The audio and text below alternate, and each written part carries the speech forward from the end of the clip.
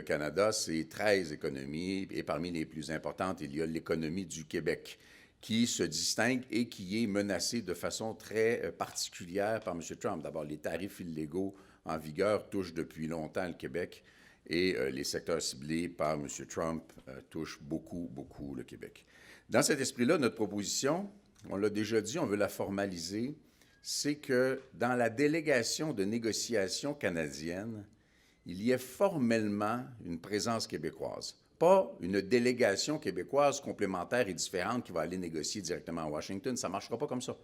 Mais on peut être un allié dans la négociation. Par contre, un allié doit être traité comme un égal et ça demanderait que le gouvernement du Québec ait, et M. Legault l'a demandé aussi, le choix de certains des participants qui soient québécois au sein de la délégation de négociation canadienne à Washington.